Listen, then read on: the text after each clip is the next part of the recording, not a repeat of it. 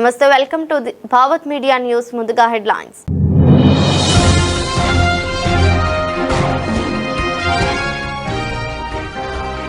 ట్రంప్ను Israel తన గుప్పిట్లోకి తీసుకుందన్న FP. Trump పాలనలో Kushner అతిగా జోక్యం చేసుకున్నారని ఆరోపణ.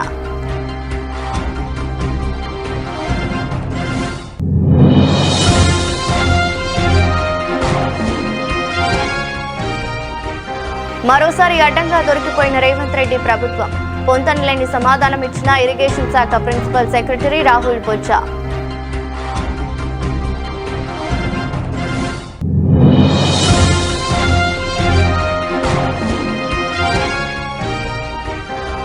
తెలంగాణ జలాలను ఏపీకి దోచిపెడుతున్నారని హరీష్ మండిపాటు. కత్తి చంద్రబాబుది, పొడిచేది రేవంత్ రెడ్డి అని విమర్శ.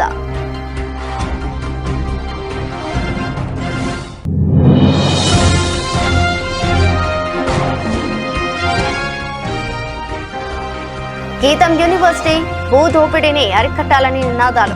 ప్రజల ఆస్తులను కాపాడటమే తమ లక్ష్యమన్న బొత్స.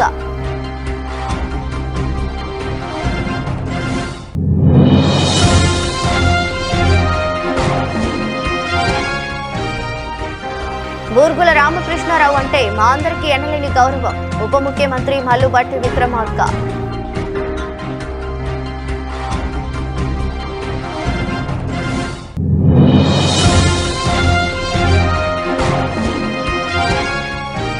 ప్రభుత్వ ఉద్యోగుల నిబద్ధతను కొనియాడిన సీఎం చంద్రబాబు. నైపుణ్యం గల పరిపాలన కోసమే ఈ కార్యక్రమమని వెల్లడి.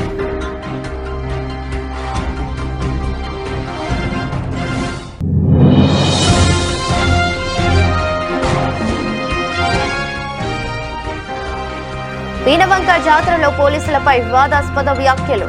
విమర్శల నేపథ్యంలో క్షమాపణలు చెప్పిన ఎమ్మెల్యే కౌశిక్ రెడ్డి.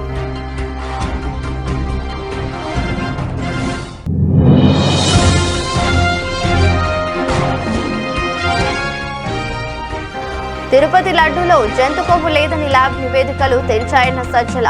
సీఎం చంద్రబాబు తన ఆరోపణలపై స్పష్టత ఇవ్వాలని డిమాండ్.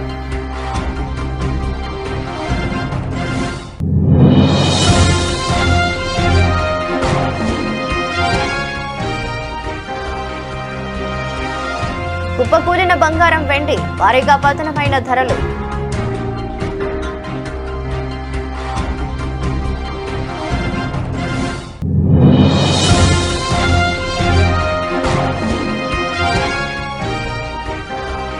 బడ్జెట్ కోసం ప్రత్యేక ట్రేడింగ్. ఆదివారం కూడా పనిచేయనున్న స్టాక్ మార్కెట్లు.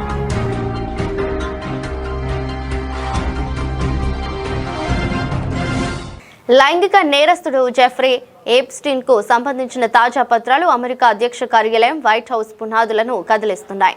ఎఫ్బీఐకి చెందిన ఒక విశ్వసనీయ సమాచారం ప్రకారం అధ్యక్షుడు డొనాల్డ్ ట్రంప్ నిర్ణయాలను ఇజ్రాయెల్ శాసిస్తోందని, ఆయన పూర్తిగా దేశ ప్రభావంలో ఉన్నారని నివేదిక బాంబు పేల్చింది. ట్రంప్ అల్లుడు జారెడ్ కుష్నర్ పై ఈ నివేదికలో తీవ్రమైన ఆరోపణలు ఉన్నాయి. ట్రంప్ వ్యాపార సామ్రాజ్యంలోనే కాకుండా అధ్యక్షుడి అధికారిక నిర్ణయాల్లో కూడా కుష్నర్ అనవసరంగా తలదూర్చారని ఎఫ్బీఐ పేర్కొంది. కుష్నర్ కుటుంబానికి రష్యా నుంచి అక్రమంగా వచ్చే నిధులతో సంబంధాలు ఉన్నాయని, అలాగే అతివాద జియోనిస్ట్ నెట్వర్క్ అయిన చబాద్తో లింకులు ఉన్నాయని ఆరోపణలు వెల్లువెత్తుతున్నాయి. కేవలం రాజకీయ నాయకులే కాకుండా ఎప్స్టీన్ తరపున వాదించిన ప్రముఖ లాయర్ అలెన్ డెర్షోవిట్జ్ కూడా ఇజ్రాయెల్ గూఢచారి సంస్థ మోసాద్ ఏజెంట్గా వ్యవహరించారని నివేదిక పేర్కొంది.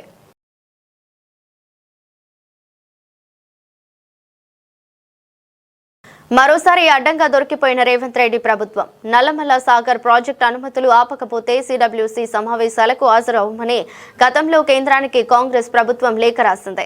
కాంగ్రెస్ ప్రభుత్వ నిబంధనలకు సిడబ్ల్యూసీ ఒప్పుకోకపోయినా ఈరోజు ఢిల్లీలో జరిగిన సమావేశానికి ఆదిత్యనాథ్ దాస్ ఆధ్వర్యంలో తెలంగాణ ఇరిగేషన్ అధికారులు హాజరయ్యారు.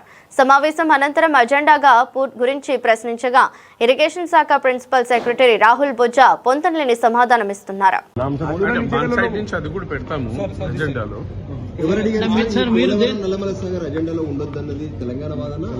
మనం ఫస్ట్ అన్నాం కదా, ఒక లెటర్ రాసాము. వాళ్ళు పెట్టచ్చు. వద్దన్నప్పుడు మరి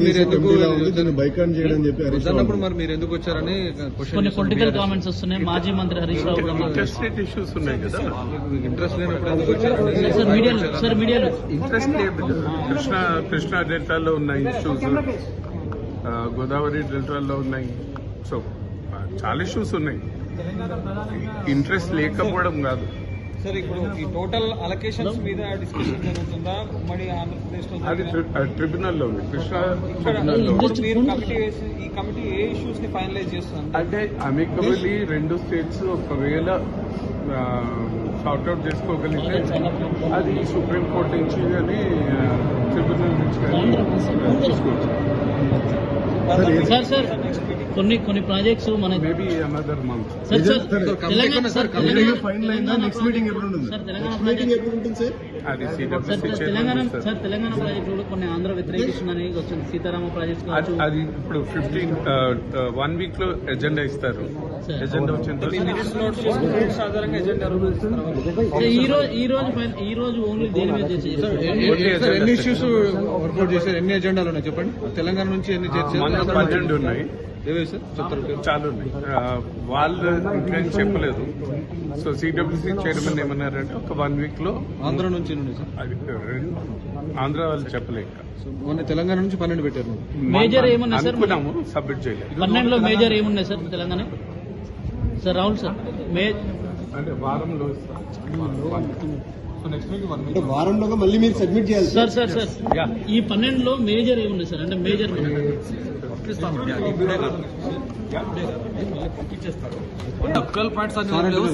స్పెసిఫిక్ గానే కాదు, అవి తయారు చేసి పంపిస్తారు వీక్ లో. Any major issue sir? Any major sir? Palamuru interstate issues will be put రండి. Not any specific, all interstate. Polavaram Nallamala Sagar కూడా వస్తుంది కదా. వస్తుందంటే వాళ్ళు పెడితే తెలంగాణ జలాలను ముఖ్యమంత్రి రేవంత్ రెడ్డి ఆంధ్రాకు దోచిపెడుతున్నారని మాజీ మంత్రి బీఆర్ఎస్ నేత హరీష్ రావు విమర్శలు గుప్పించారు. ఈ ప్రాంతం వాడే తెలంగాణకు ద్రోహం చేస్తున్నాడని కాళోజీ ముందే చెప్పినట్టే సీఎం హోదాలో రేవంత్ రెడ్డి తెలంగాణ నీటిని ఏపీకి దోచిపెడుతున్నారని అన్నారు. పక్కా పథకం ప్రకారం పోలవరం నల్లమల సాగర్ కు ఏపీ ప్రభుత్వానికి రేవంత్ సర్కార్ సహకరిస్తుందని ఆరోపించారు. ఇందులో భాగంగానే సుప్రీంకోర్టులో చెల్లని రిట్ పిటిషన్ వేసి వాపసు తెచ్చుకున్నారని విమర్శించారు. కాళోజీ గారు ముందే చెప్పినట్లు ప్రాంతం వాడే తెలంగాణకు చేస్తున్నటువంటి ద్రోహం ఈరోజు నేను బయట పెడతా ఉన్నా. దేశ రాజధాని ఢిల్లీ కేంద్రంగా తెలంగాణకు జరగబోతున్నటువంటి ద్రోహాన్ని పసిగట్టి బయటపెట్టి దాన్ని నివారించేటువంటి ప్రయత్నం చేస్తా ఉన్నాం. ఒకవేళ ఆ తప్పు జరిగితే తెలంగాణ నీటి చరిత్రలో ఈరోజు ఒక బ్లాక్ డేగా నిలిచిపోతుంది. గోదావరి జలాల అక్రమ తరలింపు విషయంలో బీఆర్ఎస్ పార్టీ మొదటి నుంచి కూడా ఈ రాష్ట్ర ప్రభుత్వాన్ని అప్రమత్తం చేస్తూనే వస్తుంది. మీకు కూడా తెలుసు, నేను గతంలో కూడా డాక్యుమెంట్స్ కూడా బయట పెట్టాను. ఎందుకు అంటే మేము మాట్లాడు బ్యాక్ డేట్లో ఉత్తరాలు పంపుడు ఇవన్నీ మీకు గతంలో కూడా పంపిన. నేను ఇదే భవన్లో ప్రెస్ మీట్ పెట్టంగానే ఒక 3 అవర్స్లో నిన్నటి డేట్తోనే ఉత్తరం రాస్తాడు ఉత్తమ్ కుమార్ రెడ్డి. మాకేమో స్టేట్ ఇంట్రెస్ట్ కనుక వాళ్ళకు పట్టింపు లేదు. మేము పదే ఆ విషయాలు బయట పెడుతూ రాష్ట్ర ప్రభుత్వాన్ని మేము అప్రమత్తం చేస్తుంటే ఇంకేదో ఫేస్ సేవింగ్ కోసం బ్యాక్ డేట్లు వేసి నా ప్రెస్ మీట్ అయినాక 5 గంటలకు 3 గంటలకో 4 గంటల తర్వాత ఇన్ని ప్రెస్ నోట్లు లెటర్లు కేంద్ర ప్రభుత్వానికి ఈ రాష్ట్రం రాసింది. డాక్యుమెంట్స్ కూడా అన్ని నేను రిలీజ్ చేస్తున్నాను. పరిస్థితి ఏమైందంటే మొద్దు నిద్రపోతుంది. ఈ ప్రభుత్వం కుంభకర్ణుడిలాగా నిద్రపోతా ఉంది. ముళ్ళుగట్టబట్టి పొడిస్తే తప్ప ఈ ప్రభుత్వం నిద్రలేస్తలేదు. గోదావరి బనకచెర్ల ప్రాజెక్ట్ అయినా, గోదావరి నల్లమల్ల సాగర్ ప్రాజెక్ట్ అయినా జరిగేది మాత్రం గోదావరి జలాల దోపిడీ, జరిగేది మాత్రం తెలంగాణకు నష్టం. ప్రాజెక్టు పేరు మారింది తప్ప ఆంధ్రప్రదేశ్ జలదోపిడిని మాత్రం ఆపలేదు. ఈ జలద్రోహం విషయంలో కత్తి బాబు గారిది, పొడిచేది రేవంత్ రెడ్డి. వెనకట కేసీఆర్ గారు చెప్పేటోళ్ళు కత్తి ఆంధ్రోళ్ళది, పొడిచేటోడు మనోడే ఉన్నాడు అన్నట్టు ఇవాళ ఈ గోదావరి జలద్రోహం విషయంలో కత్తి బాబు గారిది, పొడిచేటోడు రేవంత్ రెడ్డి గారు. ఇప్పుడు సమైక్య రాష్ట్రంలో ఆనాడు కృష్ణా నదీ జలాల్లో తెలంగాణకు తీరని ద్రోహం చేసింది కాంగ్రెస్. ఈరోజు గోదావరి జలాల్లో కూడా తీరని ద్రోహం చేస్తున్నది నేటి కాంగ్రెస్. ఇది మరో చారిత్రక ద్రోహం. ఈరోజు ఢిల్లీలో జరగబోతున్నటువంటి సమావేశం అది తెలంగాణకు మరణ శాసనం లాంటిది. పోలవరం నల్లమల్ల సాగర్ విషయంలో మొదటి నుంచి కూడా రేవంత్ రెడ్డి గారి ప్రభుత్వం ఒక ప్లాన్డ్ గా ఆంధ్రప్రదేశ్ ప్రభుత్వానికి సహకరిస్తూ వస్తుంది. ఇప్పుడు ఆ కుట్రల తీరు మీకు తెలియదేం కాదు. ఢిల్లీలో మీటింగ్ జరిగినప్పుడు ఆనాడే బీఆర్ఎస్ హెచ్చరించింది మీటింగ్ పోవద్దును అని. పోనంటూనే మీటింగ్ కు పోయిండు. సంతకం పెట్ట అంటూనే సంతకం పెట్టిండు.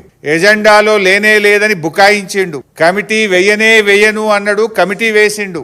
సుప్రీంకోర్టులో కేసేవయ్య బాబు అని మేము ముళ్ళుగట్టబట్టి పొడిస్తే ఆంధ్రప్రదేశ్ గోదావరి నల్లమల్ల సాగర్ కు టెండర్లు పూర్తయి అవార్డు ఇచ్చి కాంట్రాక్ట్ అగ్రిమెంట్ అయినాక సుప్రీంకోర్టులో కేసేసిండు. పోనీ వేసిన కేసన్న చక్కగేసిండు అంటే చెల్లని విరిట్టేసిండు, మళ్ళీ వాపస్ తెచ్చుకున్నాడు. దానికి సూటు బూట్ వేసుకొని పోయిండు ఉత్తమ్ కుమార్ రెడ్డి సుప్రీంకోర్టుకు. చెల్లని విరిట్టేసి దాన్ని వాపస్ తెచ్చిండు. ఇదంతా చూస్తే ఏమైతుంది? మీటింగ్ ముందు ఢిల్లీలో పోనో మీటింగ్ పోయినావు, ముఖ్యమంత్రుల మీటింగ్. ఎజెండాలో లేనే లేదని బుకాయించే ప్రయత్నం చేసినావు. సంతకం పెట్టని సంతకం పెట్టినావు. కమిటీ వెయ్య అన్నావు, కమిటీ వేసినావు. సుప్రీంకోర్టుకు పోతా అన్నావు, చెల్లని రిట్ పిటిషన్ సుప్రీంకోర్టులో వేసినావు, ఆ రిట్ వాపస్ తెచ్చుకున్నావు. అంటే పసలేని రిట్ వేసినావు. అంటే నీ న్యాయవాదులకు తెలియదా? అంతా తెలుసు నువ్వు. అందుకే నేను మొదట్లో అన్నా, ఒక ప్లాన్ ప్రకారం, ఒక పథకం ప్రకారమే రేవంత్ రెడ్డి గారు గోదావరి నల్లమల్ల సాగర్ కు సహకరిస్తున్నాడు.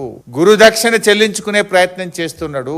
విశాఖలోని గీతం యూనివర్సిటీ భూములపై వైసీపీ శ్రేణులు నిరసన కార్యక్రమాన్ని చేపట్టాయి. జీవీఎంసీ ధర్నా చౌక్ వద్ద శాంతియుతంగా నిరసనలు చేపట్టారు. గీతం యూనివర్సిటీ భూదోపిడీకి అరికట్టాలని ఈ సందర్భంగా వైసీపీ నేతలు కార్యకర్తలు నినాదాలు చేశారు. నిరసన కార్యక్రమంలో బొత్స సత్యనారాయణ, గుడివాడ అమర్నాథ్, కన్నబాబు తదితర నేతలు పాల్గొన్నారు. ఈ సందర్భంగా బొత్స మాట్లాడుతూ చంద్రబాబు ఆయన కుటుంబం విశాఖలో భూదోపిడీకి తెరలేపిందని అన్నారు. అధికారం ఉందని భూదోపిడీ చేస్తే పేద కుటుంబాల తరపున తాము పోరాటం చేస్తామని హెచ్చరించారు. ప్రజా వ్యతిరేక పనులను తాము ఎట్టి పరిస్థితుల్లో సహించబోమని అన్నారు. ప్రజల ఆస్తులను కాపాడటమే లక్ష్యంగా ఈ నిరసన కార్యక్రమాన్ని చేపట్టామని తెలిపారు. సభ్యులందరం కూడా వెళ్ళి ఈ దోపిడిని అడ్డుకట్టేయడానికి ప్రయత్నం చేస్తాం. చేసిన ఇక్కడికి వచ్చిన కార్పొరేటర్లు అందరికి కూడా మనస్ఫూర్తిగా వాళ్ళ తాలూకా ఏదైతే పార్టీ నిర్ణయం ఉందో, ఏదైతే భూ దోపిడీ ఉందో దాన్ని అడ్డుకోవడానికి కార్పొరేట్లు ఇవాళ చేసిన ప్రయత్నానికి మనస్ఫూర్తిగా ప్రతి ఒక్కరిని కూడా కార్పొరేట్ని అభినందిస్తున్నాను. ఇది ఉద్యమ స్ఫూర్తి. ఈ విశాఖపట్నంలో అలాంటి దోపిడీ జరగకూడదని ప్రజాప్రతినిధులుగా మీరు చేస్తున్న ప్రయత్నం ఇది అవసరం. ఏదైతే కూటమి ప్రభుత్వం, తెలుగుదేశం ప్రభుత్వం ఇవాళ చంద్రబాబు నాయుడు గారు ఏ రకంగా ఈ దోపిడీ చేస్తున్నారో దాన్ని అడ్డుకట్టేయడానికి ఉన్న మన కార్పొరేట్లు అందరూ కూడా ఇవాళ చేసిన ప్రయత్నానికి నిజంగా హ్యాండ్స్ అప్. ఇవాళ చూశాను కౌన్సిల్లో, నేను కూడా కూర్చున్నాను. వాళ్ళకి అధికార బలం ఉందని, మతం ఉందని, అధికార మతంతో ఉన్న సంఖ్యాబలంతో మన కార్పొరేట్ల మీద దౌర్జన్యం చేసి సుమారు 8 కార్పొరేట్లకు వచ్చి వాళ్ళు వచ్చి మరి దెబ్బలు గాయాలైనాయి.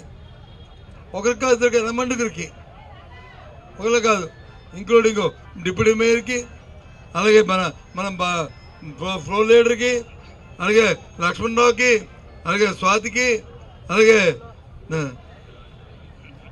జానగ్రామ్కి, శంకర్రావుకి, వితిన్ జైన్కి, వీళ్ళందరికీ చూస్తున్నాను నేను ఆ దౌర్జన్యాన్ని. ఏ రకంగా చట్టాన్ని చేతితో తీసుకుంటున్నారో, ఏ రకంగా వాళ్ళు ప్రవర్తిస్తున్నారో. ఇది జీవీఎంసీ ఇవాళ పుట్టలే. జీవీఎంసీ చరిత్రలో అందుకన్నా చెప్పాను, జీవీఎంసీ చరిత్రలో ఇది ఒక బ్లాక్ డే. జీవీఎంసీ చరిత్రలో ఇది ఒక బ్లాక్ డే. దురదృష్టం ఇలాంటి కూటమిలో ఉన్న నాయకులు, ఇలాంటి మేయరు, ఇలాంటి అధికారులు ఆ జీవీఎంసీ ఉండడం అనేది మన ప్రాంత ప్రజలకు వచ్చి మరి చాలా దురదృష్టం. ఇప్పుడు చూడలే, దోపిడీని వచ్చి ఎవరైనా అడ్డుకట్టేయడానికి చూస్తారు కానీ దోపిడీని ప్రోత్సహించడం అనేది ఎప్పుడు చూడలే. ఏదైనప్పటికీ కూడా ఇవాళ ఈ చేస్తున్న ఈ కార్యక్రమంతో విడిచిపెట్టేది లేదు. ఇవాళ మనందరి సాక్షిగా విశాఖపట్నం ప్రజలందరికీ తెలియజేస్తున్నాం, ఈ రాష్ట్ర ప్రధానిగా తెలియజేస్తున్నాం, ఇది ఆరంభం. ఈ భూదోపిడీ ఏదైతే చంద్రబాబు నాయుడు కుటుంబం చేస్తున్న ఈ భూదోపిడీకి అడ్డుకోవడానికి ఇది ఆరంభం. దీని మీద కార్యాచరణ రూపొందిస్తాం. మన నాయకుడు జగన్మోహన్ రెడ్డి గారితో మరి సంప్రదించిన తర్వాత మనందరం కూర్చొని మనం మళ్ళీ మాట్లాడుకున్న తర్వాత దీని మీద కార్యాచరణని రూపొందిస్తాం. ఈ మహానగరంలో ఉన్న ప్రజల్ని, మేధావుల్ని, వివిధ వర్గాల్ని దీంట్లో భాగస్వాములు కావాలని చెప్పి మనస్ఫూర్తిగా ఈ వేదిక మీద నుంచి వాళ్ళు కూడా కోరుతున్నాను. మళ్ళీ మనం చేస్తున్నాను. ఇవాళ కౌన్సిల్, ఇవాళ జీవీఎంసీలో మున్సిపల్ కార్పొరేషన్లో జరిగిన పరిణామం చాలా దురదృష్టకరం, చట్ట వ్యతిరేకం. ఎక్కడ కూడా ప్రొసీడింగ్స్ జరగలేదు, ఏ ఒకటి జరగలేదు. అవన్నీ కూడా ఫ్యాబ్రికేటెడ్, అధికారుల నుంచి ఎక్కలేదు. మీరే ఒకటి నుంచి ఒకటి ఆమోదించాం, 2 ఆమోదించాం, 3 అని వరుసపెట్టి ఆయనకు వచ్చిన నోటుకు వచ్చి అంకిత చదువుకొని ఆయన వెళ్ళిపోయిన నేపథ్యం. ఇది చట్టరీత్యా చల్లది. దీన్ని ఆమోదించే ప్రసక్తి లేదు. ఇలాంటి దౌర్జన్యకాన్ని అడ్డుకట్టేయాలి, ప్రజాస్వామ్యబద్ధంగా నడవాలి. ఏదైతే పూజ్య బాపూజీ గారి తాలూకు ఆశయం ఉందో, ఏదైతే ఈ దేశంలో ప్రజాస్వామ్యం కావాలని కోరుకున్నారో ఆ ప్రజాస్వామ్యం మళ్ళీ ముందుకు వెళ్లాలంటే ఇలాంటి దుష్ట శక్తుల్ని, వీళ్ళందరినీ కూడా ఎక్కడికక్కడే అడ్డుకొట్టేవలసిన అవసరం ఉందని చెప్పి ఈ విశాఖపట్నం ప్రజలందరినీ మనస్ఫూర్తిగా కోరుకుంటూ ఈ కార్యాచరణ త్వరలో రూపొందిస్తామని సెలవు తీసుకుంటున్నాం. జై హింద్. ఈ నిరసన కార్యక్రమాన్ని ఇంతతో ముగించి ఈ కార్యాచరణని జగన్మోహన్ రెడ్డి గారు మా పెద్దలందరూ కూర్చొని మాట్లాడిన తర్వాత మళ్ళీ కార్యాచరణ రూపొందిస్తామని తెలియజేస్తూ ఇంతటితో సెలవు. బూర్గుల రామకృష్ణారావు అంటే మా అందరికీ ఎనలేని గౌరవం ఉంది. నాటి కాలంలో సమస్యల పరిష్కారం కోసం ఆయన తీసుకుంటున్నటువంటి విప్లవాత్మకమైన నిర్ణయాలు నేడు సామాన్యంగా కనపడవచ్చు. సామాజిక మార్పు కోసం తప్పించిన అటువంటి మహానీయుడు నేటి తరానికి స్ఫూర్తిదాయకమని ఉప ముఖ్యమంత్రి బట్టి విక్రమార్క మల్లు అన్నారు. మొగిలిగిద్ద పాఠశాలన్నా ఇందులో చదువుకున్నటువంటి మహానుభావుడు బూరుగుల రామకృష్ణారావు గారన్నా మా అందరికీ ఎనలేనటువంటి భక్తి శ్రద్ధలతో కూడినటువంటి గౌరవభావం ఉంది. సరే, దానికి కారణాలు మనం విశ్లేషిస్తే చాలా కారణాలు ఉన్నాయి, పెద్ద పెద్ద కారణాలు. బహుశా ఇప్పుడున్న తరానికి పెద్దగా ఆనాటి సమస్యలు కానీ ఆ సమస్యల పరిష్కారం కోసం ఆయన తీసుకున్నటువంటి విప్లవాత్మకమైనటువంటి నిర్ణయాలు కానీ పెద్దగా తెలిసి ఉండకపోవచ్చు.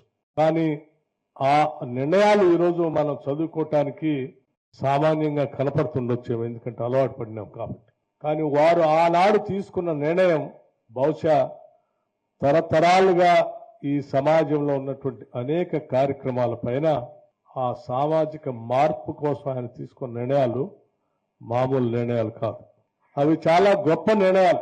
దున్నేవాడిదే భూమి, భూమి కోసం భుక్తి కోసం పోరాటం, రాజు దైవాంశ సంభూతుడు, భూమి అంతా వారిదే, దున్నే ఏ రైతుకి భూమి మీద హక్కు లేదు, వెట్టి చాకిరి, జమీందారి, జాగీర్దారి. అటువంటి పరిస్థితుల్లో హైదరాబాద్ స్టేట్ కాంగ్రెస్ స్థాపకుడుగా ఈ ప్రాంతంలో ఆనాటి ఉమ్మడి మహబూబ్నగర్ జిల్లాలో పుట్టినటువంటి మహానుభావుడు ఒక కుగ్రామంలో పుట్టి ఇక్కడ చదువుకొని, అట్లాగే వివిధ ప్రాంతాలకు వెళ్లి చదువుకొని వారు లాయర్గా పట్టా పుచ్చుకున్న తర్వాత కూడా ప్రాక్టీస్ చేస్తూ కూడా చదువుకున్న నాటి నుంచి వారు చూసినటువంటి అనేక సామాజిక అంశాలు ఆయన్ని ఎప్పుడు కూడా వెంటాడుతూనే ఉన్నాయి. ఈ సామాజిక మార్పు తీసుకొని రావటం కోసం నా జీవితం ఉపయోగపడాలని చెప్పి ఆయన తప్పిస్తూనే ఉండేవాడు. అలా తప్పిస్తూ వృత్తిని కూడా వదిలిపెట్టి తిరిగి రాజకీయాల్లోకి వచ్చి పెద్ద ఎత్తున అట్లాంటి ఉద్యమంలో గ్రంథాలయ ఉద్యమాన్ని కూడా స్థాపించి ఆ గ్రంథాలయ ఉద్యమాల ద్వారా ప్రజలను చైతన్యపరుస్తూ నిజాం నిరంకుశ పరిపాలనకు వ్యతిరేకంగా స్వాతంత్ర పోరాటాన్ని సాగించినటువంటి గొప్ప మహానుభావుడు, చదువుకున్నటువంటి. ప్రభుత్వ ఉద్యోగుల నైపుణ్యాలను పెంచే ఐగాట్ కర్మయోగి పోర్టల్లో ఆంధ్రప్రదేశ్ సరికొత్త రికార్డు సృష్టించడంపై ముఖ్యమంత్రి చంద్రబాబు నాయుడు హర్షం వ్యక్తం చేశారు. ఇది అద్భుతమైన వార్తని, ప్రభుత్వ ఉద్యోగులు నిరంతర అభ్యాసంపై చదువుతున్న నిబద్ధతకు ఈ ఘనత నిదర్శనమని ఆయన అన్నారు. నైపుణ్యం, చురుకుదనం, భవిష్యత్ అవసరాలకు తగ్గట్టుగా పరిపాలనను నిర్మించడమే తమ లక్ష్యమని చంద్రబాబు స్పష్టం చేశారు. అందుకే నేను మిమ్మల్ని అందరినీ కోరుతున్నా, మీరు అమెరికాలో మీరుండి అక్కడ ఇది చేశారు. నాయకులు ఏ విధంగా ఉంటారో నేను ఎక్కువ చెప్పక్కర్లేదు. ప్రజాస్వామ్యాల్లో ఓసారి 1924 చాలా అవస్థలు పడ్డాను. ఇక్కడ ఒక నాయకుడు మొత్తం ఈక్వేషన్స్ మొత్తం మార్చేయగలుగుతారు. అలాంటివన్నీ అయిపోయినాయి. ఇప్పుడు నేను మిమ్మల్ని కోరేది ఫైనల్గా అమరావతిని మీరు పుట్టినటువంటి ఈ గుంటూరు రాను రాను మీరే చూస్తారు. ఇంకొక 10 సంవత్సరాలు 15 సంవత్సరాల్లో this will be different place all together. Karimnagar జిల్లా వీణవంక సమ్మక్క సారలమ్మ మినీ జాతర సందర్భంగా పోలీసులపై తాను చేసిన వివాదాస్పద వ్యాఖ్యలపై బీఆర్ఎస్ ఎమ్మెల్యే పాడి కౌశిక్ రెడ్డి క్షమాపణలు చెప్పారు. ఆవేశంలో నోరు జారానని ఉద్దేశపూర్వకంగా అనలేదని ఆయన స్పష్టం చేశారు. పోలీసుల మనోభావాలు దెబ్బతిని ఉంటే క్షమించాలని కోరుతూ ఈ వివాదాన్ని ఇంతటితో ముగించాలని విజ్ఞప్తి చేశారు. గురువారం రాత్రి వీణవంక జాతరలో దళిత మహిళా సర్పంచ్ ను కొబ్బరికాయ కొట్టనివ్వలేదని ఆరోపిస్తూ కౌశిక్ రెడ్డి కుటుంబంతో కలిసి నిరసనకు దిగారు. ఈ క్రమంలో పోలీసులతో వాగ్వాదం జరిగి తోపులాట చోటు చేసుకుంది. ఆ సమయంలో కౌశిక్ రెడ్డి పోలీసులపై తీవ్ర వ్యాఖ్యలు చేశారు. తెలంగాణ ప్రజలకి, హుజరాబాద్ నియోజకవర్గ ప్రజలకి మరియు మైనార్టీ సోదరుమణులకి సోదరులకి అందరికీ పేరు పేరున నా నమస్కారాలు తెలియజేస్తా ఉన్నాను. సమ్మక్క జాతర అని మా సొంత గ్రామం వీణవంకలో జరుగుతుంది. ఆ జాతరలో మొక్కులు చెల్లించుకోవడానికి నేను, నా సతీమణి, నా బిడ్డ మరియు మా దళిత మహిళా సర్పంచ్ గారు మొక్కులు చెల్లించుకోవడానికి పోవడం జరిగింది. ఆడ మేము మొక్కులు చెల్లించుకున్న సందర్భంలో రేవంత్ రెడ్డి గారి ఆదేశాలతోని ఈడ ఉన్న మా జిల్లాలో ఉన్న సిపి గారు మరియు హుజరాబాద్ లో ఉన్న ఏసీపీ గారు, జమ్మికుంట రూరల్ సిఐ గారు ఏ విధంగా మమ్మల్ని అవమానపరిచిండ్రో, ఏ విధంగా గద్దెల మీద నుంచి ఈడ్చుకపోయారో మీ అందరు కూడా చూసారు. ఆ ఫ్రస్ట్రేషన్ లో నేను సిపి గారిని ఒక మాట అనడం జరిగింది. కానీ నేను ఏ కులాన్నో ఏ మతాన్నో కించపరచడానికో నేను అట్లాంటి స్టేట్మెంట్ చేయలేదు. నా ఉద్దేశము అది కాదని కూడా మీ అందరికి కూడా తెలియజేస్తా ఉన్నాను. ఇలా ఒక్కసారి ఆలోచన చేయండి. ఆ ఫ్రస్ట్రేషన్ లో, ఆ ప్రెషర్ లో, ఆ టార్చర్ లో నేను ఒక మాట స్లిప్ అయితే కావచ్చు. కానీ నేను వాళ్ళందరికీ కూడా దానివల్ల ఎవరికైనా వాళ్ళ మనోభావాలు దెబ్బతినుంటే వాళ్ళని నేను పర్సనల్ గా అపాలజైజ్ చేస్తూ సెలవు తీసుకుంటా ఉన్నాను. జై తెలంగాణ, జై కేసీఆర్. తిరుపతి లడ్డూలో జంతు కొవ్వు కలిపారంటూ చేసిన ఆరోపణలపై ముఖ్యమంత్రి చంద్రబాబు స్పష్టత ఇవ్వాలని వైసీపీ రాష్ట్ర సమన్వయకర్త సజ్జల రామకృష్ణారెడ్డి డిమాండ్ చేశారు. తమ పార్టీ హయాంలో లడ్డూలో జంతు కొవ్వు వాడారని, చంద్రబాబు చేసిన వ్యాఖ్యలను వెనక్కి తీసుకోవాలని లేదా ల్యాబ్ నివేదికల నేపథ్యంలో ఒక నిర్దిష్ట ప్రకటన చేయాలని ఆయన కోరారు.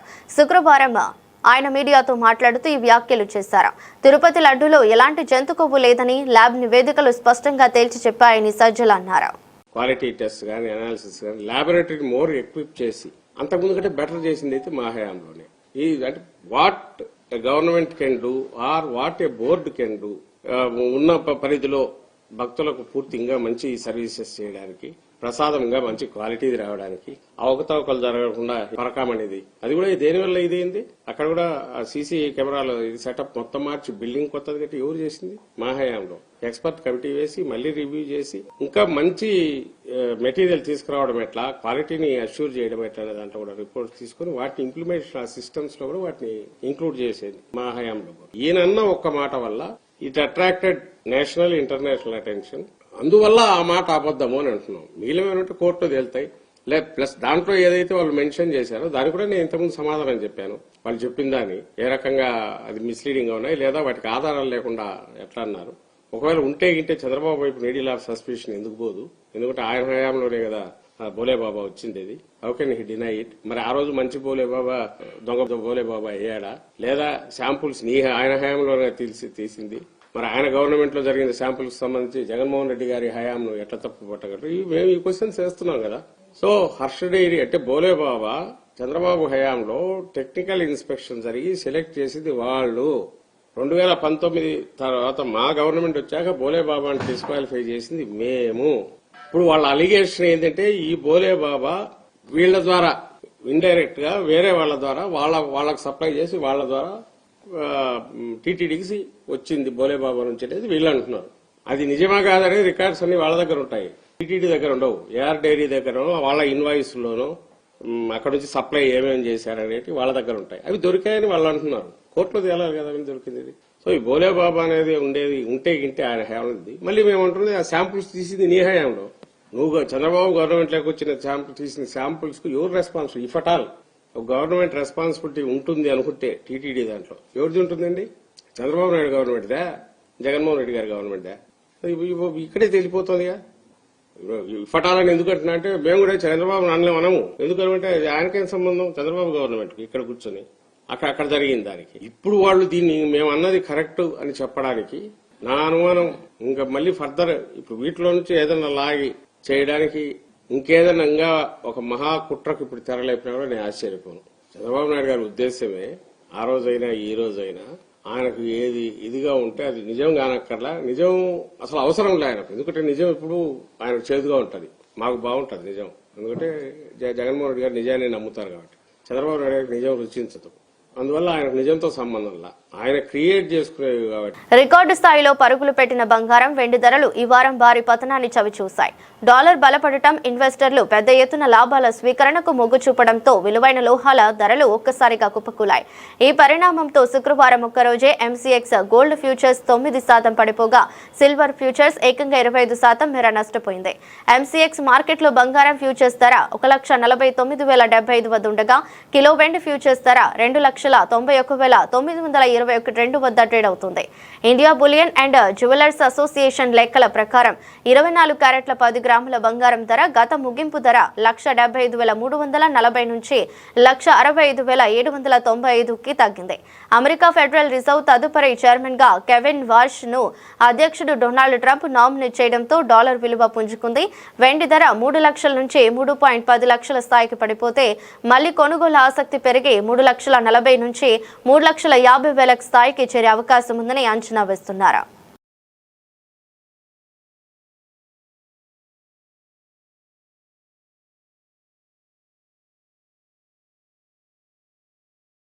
కేంద్ర ప్రభుత్వం 2026-27 వార్షిక బడ్జెట్ ను ప్రవేశపెట్టనున్న నేపథ్యంలో భారత స్టాక్ ఎక్స్చేంజీలు కీలక నిర్ణయం తీసుకున్నాయి. రేపు ఆదివారం అయినప్పటికీ స్టాక్ మార్కెట్లలో పూర్తిస్థాయి ట్రేడింగ్ నిర్వహించనున్నట్లు ప్రకటించాయి. దీంతో ఇన్వెస్టర్లు బడ్జెట్ ప్రకటనలను అనుగుణంగా తమ వ్యూహాలకు మార్చుకునేందుకు వీలు కలుగుతుంది. కేంద్ర ఆర్థిక మంత్రి నిర్మలా సీతారామన్ రేపు ఉదయం 11 గంటలకు లోక్సభలో బడ్జెట్ ను ప్రవేశపెట్టనున్నారు. ఈ నేపథ్యంలో మార్కెట్లు యథావిధిగా ఉదయం 9:15 నుంచి మధ్యాహ్నం 3:30 వరకు పనిచేస్తాయి. నేషనల్ స్టాక్ ఎక్స్చేంజ్ సర్క్యులర్ లో స్పష్టం చేసింది. నిర్మలా సీతారామన్ కు ఇది వరుసగా 9వ బడ్జెట్ కావడం విశేషం. ఎన్డీఏ కూటమి వరుసగా 3వ అధికారంలోకి వచ్చాక ప్రవేశపెడుతున్న రెండో పూర్తిస్థాయి బడ్జెట్ ఇది. అయితే ఫిబ్రవరి 1న సెటిల్మెంట్ హాలిడే కావడంతో ట్రేడింగ్ పై కొన్ని నిబంధనలు వరిస్తాయి. జనవరి 30న కొనుగోలు చేసిన షేర్లను బడ్జెట్ రోజున అమ్మడానికి వీలుండదు. అలాగే బడ్జెట్ రోజున కొన్న స్టాక్స్ ను మరుసటి రోజు విక్రయించడం సాధ్యం కాదు. ప్రభుత్వ రుణ ప్రణాళిక, ద్రవ్యలోటు లక్ష్యాలపై ఇన్వెస్టర్లు ప్రధాన దృష్టి సారించారు. వచ్చే ఆర్థిక సంవత్సరంలో ద్రవ్యలోటు జీడీపీలో 4.1% నుంచి 4.2% మధ్య ఉండొచ్చని విశ్లేషకులు అంచనా వేస్తున్నారు. కాగా ఆర్థిక సర్వే 2025-26ను ఇప్పటికే ఈ నెల 29న పార్లమెంట్లో ప్రవేశపెట్టారు.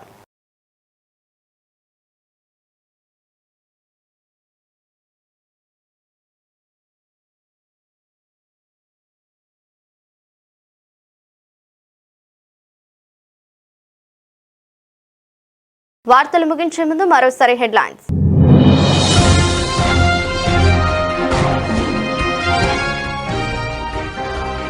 ట్రంప్ను ఇజ్రాయెల్ తన గుప్పిట్లోకి తీసుకుందన్న ఎఫ్పీ. ట్రంప్ పాలనలో కుష్నర్ అతిగా జోక్యం చేసుకున్నారని ఆరోపణ.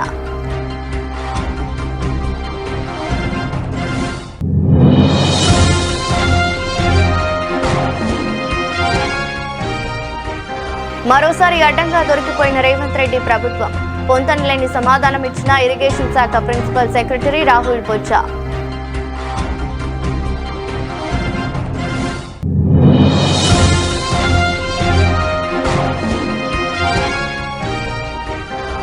తెలంగాణ జలాలను ఏపీకి దోచిపెడుతున్నారని హరీష్ మండిపాటు. కత్తి చంద్రబాబుది, పొడి చేతి రేవంత్ రెడ్డి అని విమర్శ.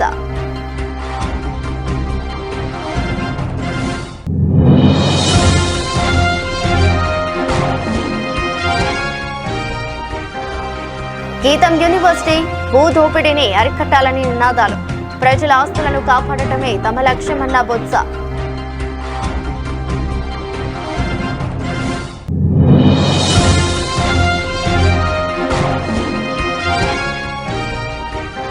బూర్గుల రామకృష్ణారావు అంటే మా అందరికీ ఎనలేని గౌరవం. ఉప ముఖ్యమంత్రి మల్లుబట్టి విక్రమార్క.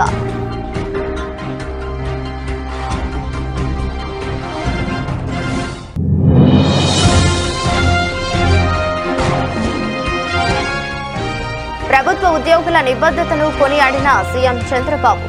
నైపుణ్యం గల పరిపాలన కోసమే ఈ కార్యక్రమమని వెల్లడి.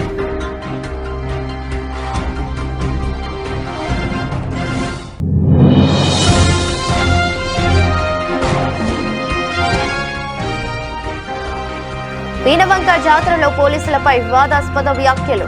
విమర్శల నేపథ్యంలో క్షమాపణలు చెప్పిన ఎమ్మెల్యే కౌశిక్ రెడ్డి.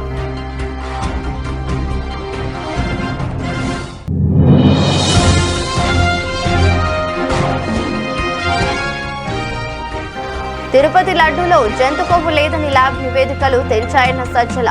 సీఎం చంద్రబాబు తన ఆరోపణలపై స్పష్టత ఇవ్వాలని డిమాండ్.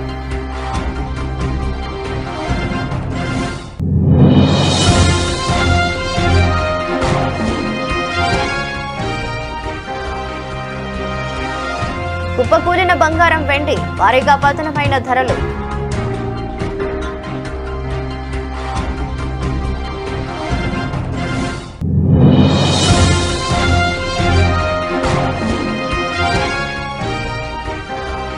బడ్జెట్ కోసం ప్రత్యేక ట్రేడింగ్.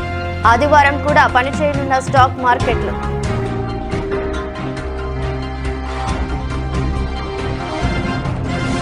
ఇది దృష్టి బులెటిన్. మరో బులెటిన్లో మళ్ళీ కలుద్దాం. అంతవరకు సెలవు. నమస్కారం.